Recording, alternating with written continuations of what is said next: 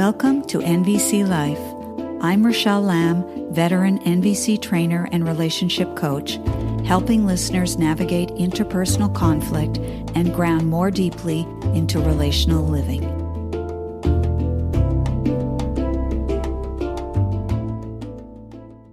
Greetings, fellow humans. Now, I'm no expert on social trends, but I've been alive for over 65 years, and I seem to have been born with a burdensome proneness to tracking the ways in which the social, cultural, environmental, interpersonal, and personal intersect and relate. What I've observed on social media, which is a platform I dislike for the most part, for reasons I won't go into here, is that the more I post about the personal and interpersonal, the more people engage. The more I post about the social, cultural, and environmental, and how those relate to the personal and interpersonal, the less people engage. Maybe you've found the same thing.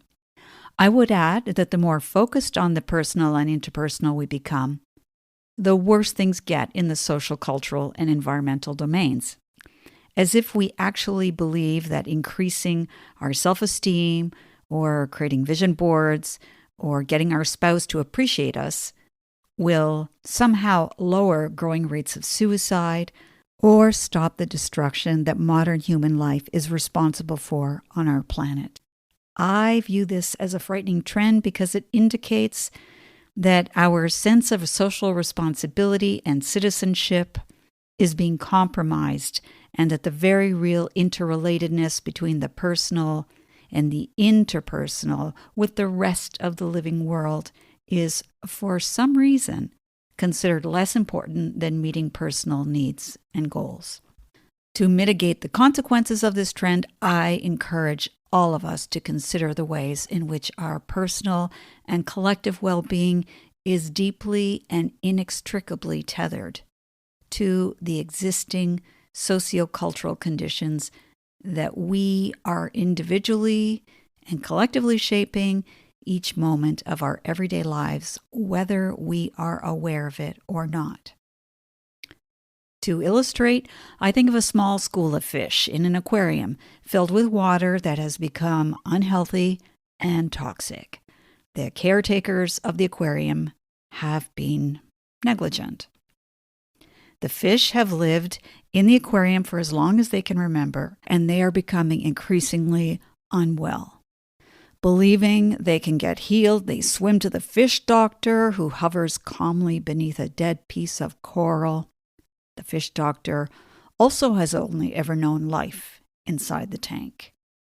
The fish doctor prescribes that the fish be more active and also more selective around the flakes of food that show up in the water periodically. This should help with their problems. What's wrong with this story? Now, the fortunate difference for us humans is that we actually have far more power than the fish to do something about our environment. The fish can't orchestrate a water change, but humans can, in fact, say no to things that generate harm and make different lifestyle choices. They can take affirmative action, and enough people making healthy choices begins to change the environment. So here's a real-life example from the life of singer-activist Pete Seeger. The following excerpt comes from an article in The Guardian 9 years ago. The Hudson River was a raging sewer when Seeger set out to save it in the 1960s, a liquid dump for industries that grew along its banks, full of PCBs from the electrical industry, sewage discharges, pesticides, and other contaminants. The main traffic was cement and oil barges. The public largely stayed away. Local lore has it the chemical stew was so potent and so toxic it was seen as a cure for boreworms and other parasites feeding off wooden hulls. Sailors from the Caribbean would reportedly come up to cleanse their boats. Seeger, with his late wife Toshi, built his own 19th century wooden sloop the Clearwater, and as he sailed the river, he began asking commercial fishermen to work with him to bring the river back. The boat would later turn into an environmental organization which remains active today. His genius was in recognizing that the salvation of the river could come from grassroots activism. He didn't go to Albany and lobby, he didn't go to Washington, and he didn't go to court. He used his guitar and his voice and his joyful manner to summon people. The strategy turned on reminding people of the Hudson's history as a major waterway and an important fishery. Seeger walked the banks of the river, talking to locals and trying to persuade them that it would one day be possible to swim in the Hudson again. He wrote a song about the river called "Sailing Up My Dirty Stream." Someday, though maybe not this year, my Hudson River will once again run clear. And remarkably, the effort to save the Hudson worked. Under public pressure, PCBs were banned in the 1970s. In the early 1980s, the Environmental Protection Agency designated a 200-mile stretch of the Hudson as a cleanup site. In 2001, the EPA embarked on another monumental project to dredge the river for sediment contaminated by PCBs. That project is still ongoing. I'll include a link to the article in the show notes.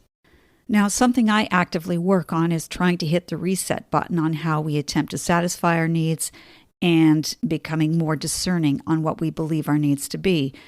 See enough advertising in your newsfeed and it will become hard for you to not believe that you need that larger home, that new fancy car, the bigger screen, the latest smartphone, an exotic vacation. You get the drift.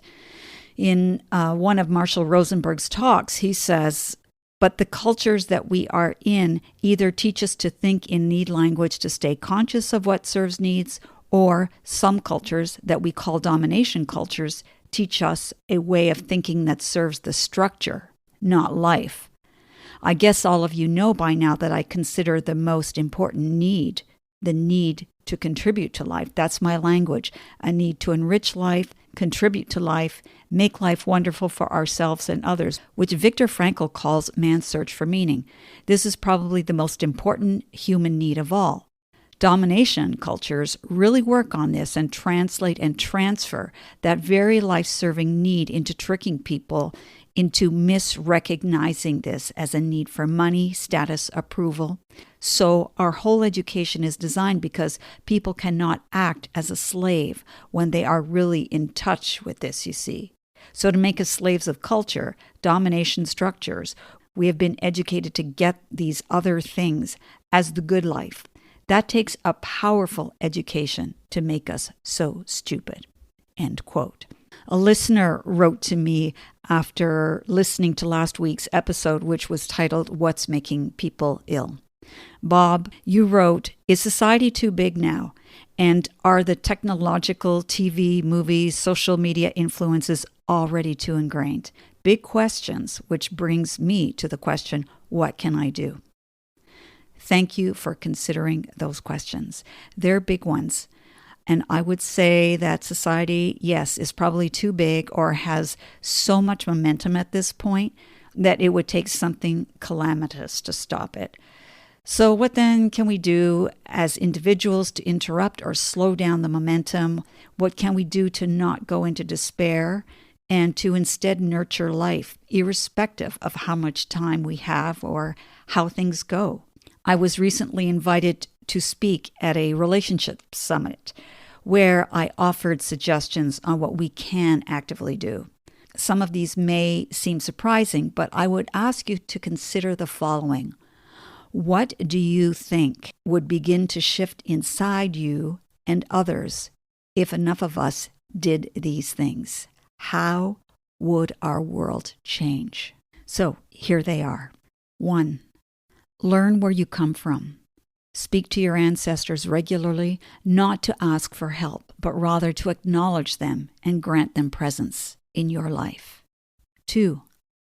Praise the natural world every day and out loud. Go out and greet Grandfather Sun in the morning and whisper to Grandmother Moon in the evenings. 3.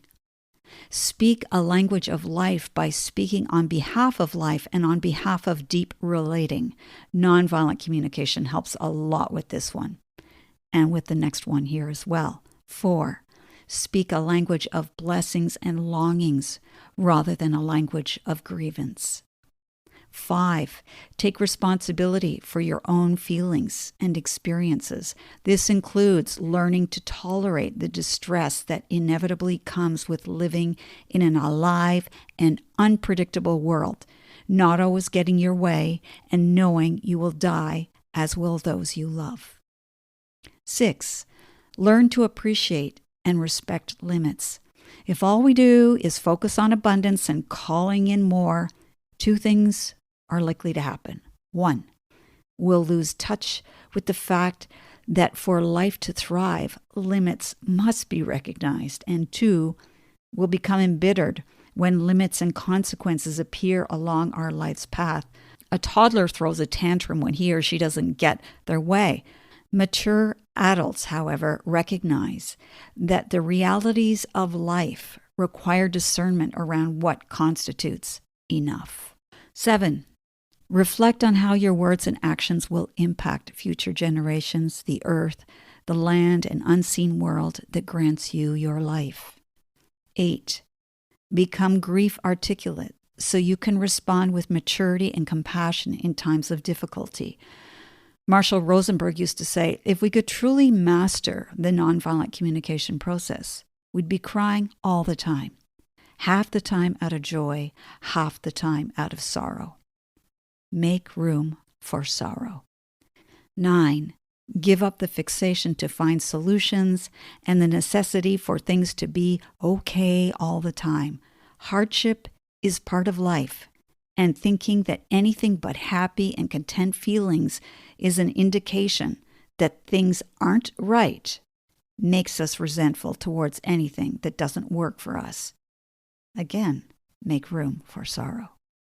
And 10, be grateful and awe-filled for the life you have, even during those times when it doesn't align with your vision of how your life should be.